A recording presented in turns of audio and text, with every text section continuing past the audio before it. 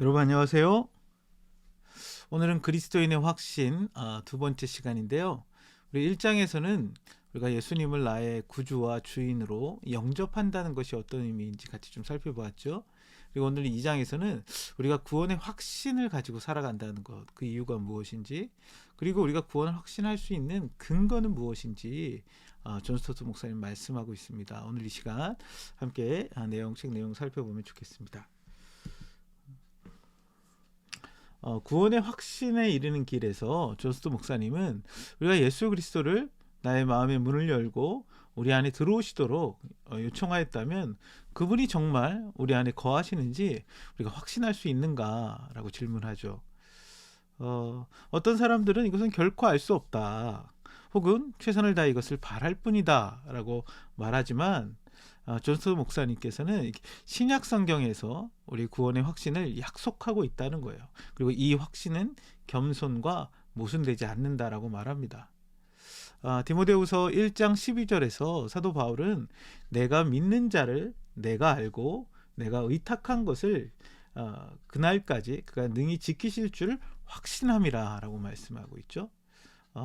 바울은 하나님을 신뢰하는데 그분이 그 복음을 지키실 뿐만 아니라 그 복음으로 말미암아 자신이 구원받았음을 확신한다는 것이죠.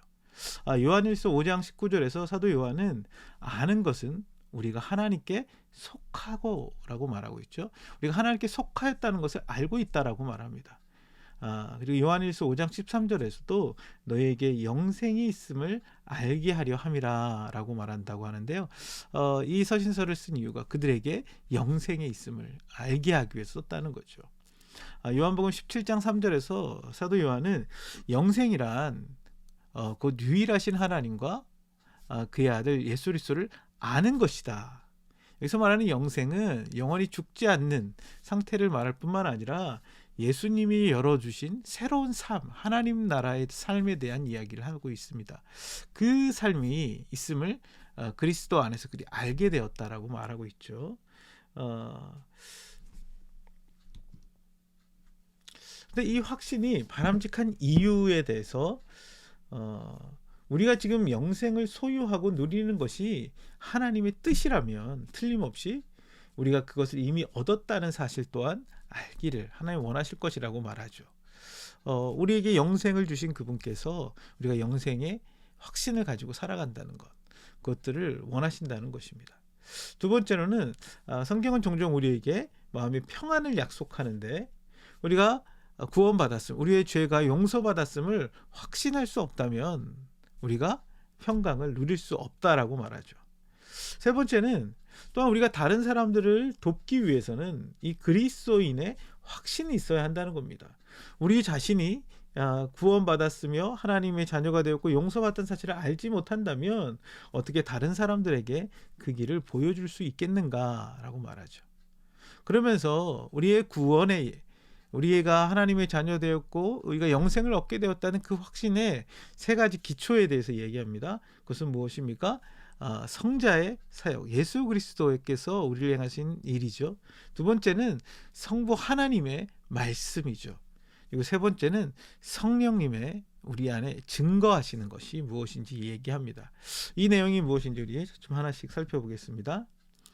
근데 성자 하나님의 사역은 무엇입니까? 우리가 그리스도인의 확신을 지탱해주는 첫 번째 기초가 되는데요. 예수 그리스도께서 구원을 위한 사역을 다 이루셨다는 거예요. 예수님께서 십자가 위에서 죽으심으로 그 일을 완성하셨다라고 말합니다. 우리가 이 예수 그리스도를 믿는 이 믿음의 근거는 내가 어떤 선행을 하거나 무엇인가를 열심히 했기 때문이 아니라 그리스도께서 이루신 완성된 사역에 기초하고 있다라는 것이죠. 그래서 예수님께서 요한복음 19장 30절에 십자가에서 이제 숨을 거두시면서 하셨던 말씀이 무엇입니까? 내가 다 이루었다라고 말씀하시죠. 하나님께서 사람들을, 온 세상을 구원하기 위한 모든 일들을 그분이 다 완성하셨다라고 말합니다. 히브리서 10장 12절에서 그분이 죄를 위하여 한 영원한 제사를 드리시고 하나님 우편에 앉으셨다라고 말씀하시죠.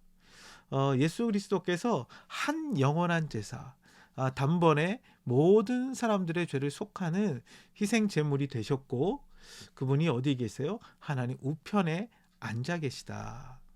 하나님 우편에 앉으셨다라는 것은요. 하나님 우편이란 그분이 경배와 찬양을 받는 그 자리에 계시다. 앉으심으로 그분이 모든 일들을 이루어내셨다라는 것도 우리가 알 수 있죠. 두 번째로 우리의 확신의 기초에 있어 성부 하나님의 말씀에 대해서 얘기합니다. 십자가에 달리신 그리스도를 신뢰함으로써 우리가 죄사함과 새 생명을 얻는다는 것을 어떻게 알 수 있냐면 하나님이 그렇게 말씀하셨기 때문이라고 말하죠.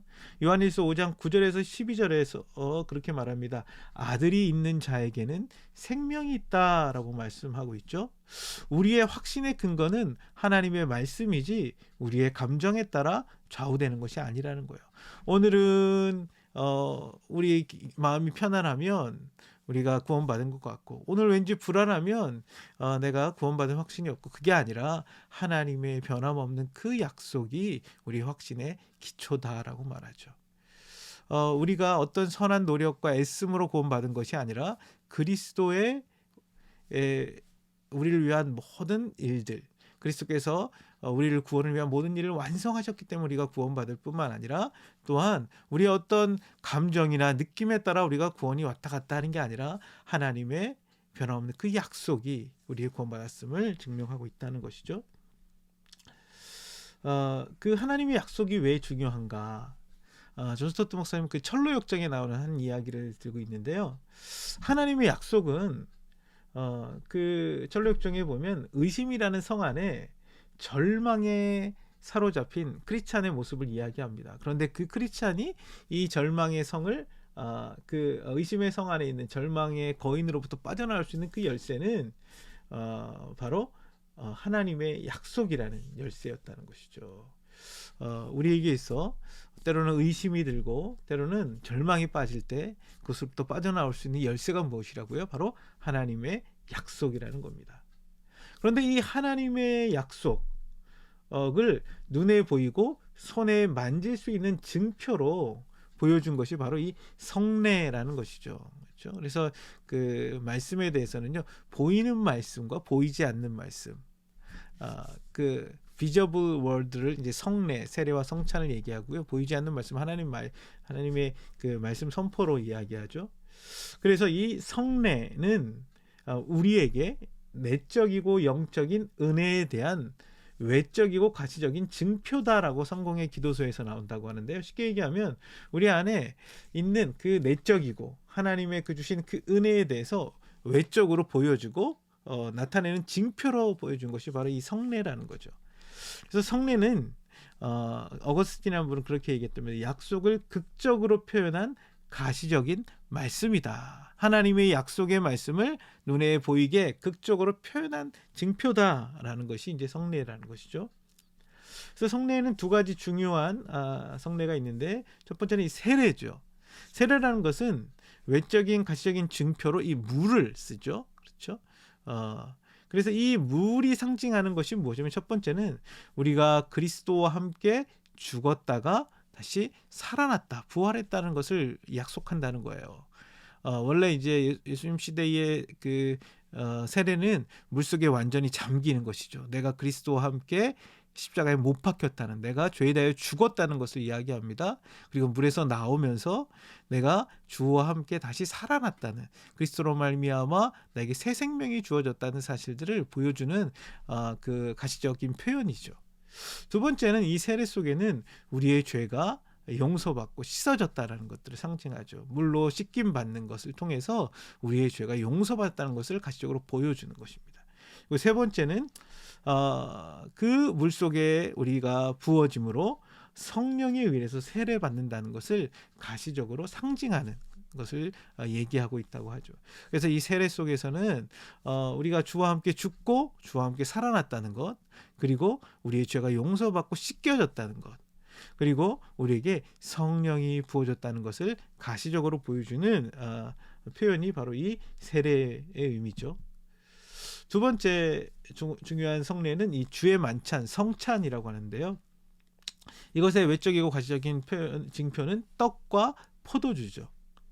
이 둘은 예수 그리스도의 죽음에 대한 어떤 유형의 상징물이죠. 예수님이 십자가에 달려 죽기 전날 밤 제자들에게 떡을 주시면서 이것은 너희를 위해 주는 나의 몸이다. 잔을 나누시면서 이것은 너희를 위해 흘리는 나의 피다라고 말씀하시죠. 우리가 죄를 지을 때가 있죠. 그때 우리는 어떻게 해야 될까요? 우리가 단번에 성령을 주셨죠. 그래서 우리가 세례는 일생 동안 단 한 번 받습니다. 그런데 우리가 단번에 예수 그리스도를 통하여 의롭게 되었지만 우리의 삶 속에서 저지르는 여러 죄악들에 대하여 죄 사함 받고 용서 받아야겠죠. 이 성찬의 떡과 포도주는 그리스도의 죽으심을 통한 반복적인 죄 사함을 눈에 보이는 형태로 확증해 준다는 것입니다. 그래서 우리가 성찬을 받을 때마다 우리의 죄를 사하시고 우리의 죄를 용서하신 주님의 사랑을 기억하고 우리 죄를 고백하는 것이죠. 세 번째로 우리가 구원을 확신할 수 있는 것은 바로 이 성령 하나님의 증거다라는 거죠. 복습해 보면 그리스도인의 확신의 세 가지 기초는 첫 번째는 뭐예요? 우리의 죄를 위하여 죽으신 성자 하나님의 완성된 사역이죠. 그리스도께서 우리의 죄를 위하여 십자가에 죽으심으로 우리가 구원받았다는 것입니다. 우리가 어떤 노력이나 열심이나 어떤 수고를 통해서 우리 구원받은 것이 아니라 그리스도께서 우리의 죄를 대속하셨기 때문에. 두 번째는 십자가에 못 박히신 그리스도를 신뢰하는 사람들에게 구원을 약속하신 이 하나님의 약속의 말씀 때문입니다. 그렇죠? 그리고 세 번째 살펴볼 것은 성령 하나님의 내적인 증거와 외적인 증거가 있다는 것입니다. 아까 우리가 구원은 우리의 행위나 우리의 감정에 따라 움직이는 것은 아닙니다. 하지만 성령이 우리 안에 계실 때 변화들이 나타나는데요. 로마서 5장 5절에 보면 우리에게 성령으로 말미암아 하나님의 사랑이 우리의 마음에 부음바 되었다라고 말합니다. 그리고서 로마서 8장 16절에서는 성령이 친히 우리 영과 더불어 우리가 하나님의 자녀인 것을 증거하신다. 로마서 8장 15절에서는 우리가 아빠, 아버지라고 부르짖을 수 있다라고 말하죠. 그래서 성령은 우리의 마음에 하나님의 사랑을 부어주십니다. 그리고 우리가 하나님이 우리의 아버지시라는 거 부르며 그분이 아버지라고 고백하게 하죠. 그래서 성령 하나님은 우리의 마음이 하나님의 사랑을 깨닫고 경험케 하고 우리가 하나님이 우리의 아버지임을 고백하며 아버지로 친밀하게 느끼게 하시죠. 이것이 바로 성령 하나님께서 우리 안에 일하시는 내적인 증거입니다. 그 다음에 우리에게 드러나는 성령으로 통한 외적인 증거가 있죠. 그것은 무엇입니까? 우리의 성품과 행동을 통해서 나타나는 변화예요. 갈라디아서 5장 22절과 23절에 보면 9가지 성령의 열매가 나옵니다. 사랑, 희락, 화평, 오래 참음, 자비, 양선, 충성, 온유, 절제. 이것은 성령을 통하여 우리에게 나타나는 열매인데 성령께서 우리에게 어떻게 보면 우리를 그 정원으로 표현하죠. 그래서 성령이 우리 안에 일하심으로 우리의 변화된 모습들이 나타나는데 그 열매가 나타나고 있다는 거죠.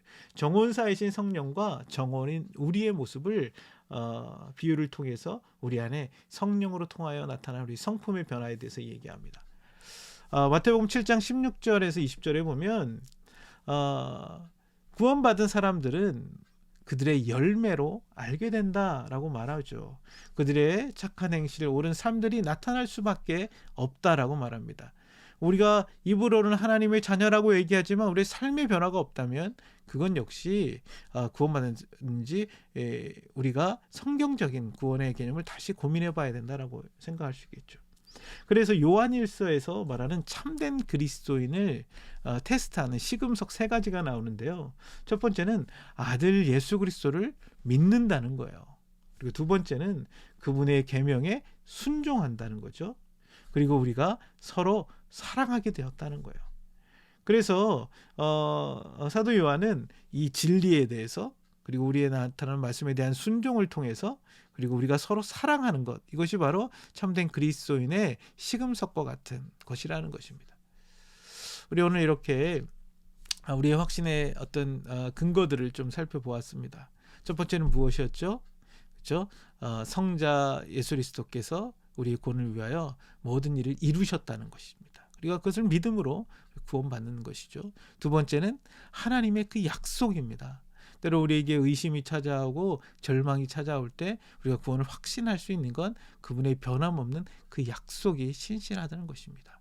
그리고 마지막 세 번째는 성령님의 우리 안에 있는 내적인 증거와 외적인 증거. 내적인 증거는 무엇이었습니까?